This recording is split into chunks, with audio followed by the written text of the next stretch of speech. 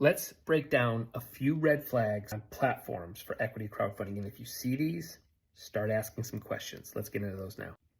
Hey everybody, Jeff Fuzzy Wenzel, CEO of Pre-IPO Hype. Hey, I have done lots and lots and lots of deals. I think I'm getting close to 200 deals total, man. That'll be a sweet day. We've raised lots and lots and lots of money for companies. So I have worked on almost every platform that's out there. I don't think there's a platform that I haven't at least either ran a deal on or had multiple conversations with the platform itself to just understand what's going on behind the scenes. I'm going to show you these red flags. A few platforms out there have that you should be aware of what's happening behind the scenes. So let's get into that now. All right, so our first platform we're going to look at is Honeycomb Credit. This is a platform that's really focused on small business, sort of like a Main Street type of vibe.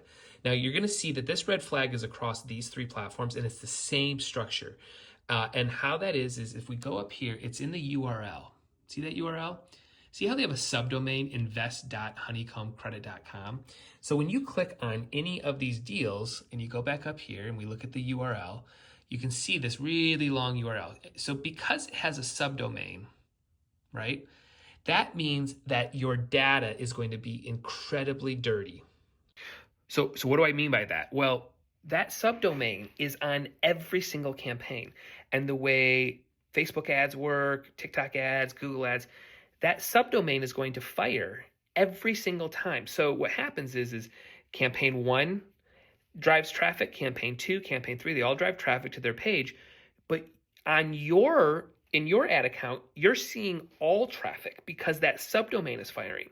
So anybody that builds their platform with this structure can already tell you right now, you have really dirty data. These platforms do not like subdomains like this. So that's how Honeycomb's built. Let's see if we can see a couple other ones here. Microventures is built the same way. See how they do that subdomain, invest.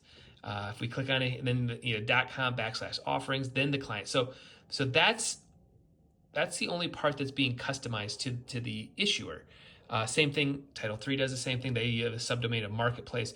So again, this concept, it's a structure, but it's wrong, as opposed to, it's like a Start Engine one, right? So if we go to Start Engine, you see that they do not use a subdomain on their deals. And that gives you the ability to be able to actually, you can see here, see their domains? It still has the offering, but because they don't do a subdomain, that means that if you drive traffic into Atom Beam, it's siloed. It's just the traffic on this page. You can retarget just this traffic, where with that subdomain, like we were just looking at, ad accounts don't like that. So again, you're getting all traffic through it. So it's something that's really challenging in the marketing side of this. And it took me about a year to really understand, hey, there's something wrong here, right? I was doing a lot with Microventures at the time. We ran a bunch of deals over there. And I was like, God, the data is not true, right? I would be getting clicks of and I'd be like, we're not running ads and we're getting clicks from Facebook. How is that happening? And you start to realize it's dirty data. So with all this said, it's already challenging enough to raise capital. It's already challenging enough to build out really good flows and funnels and making sure that you're able to kind of build this out in a way.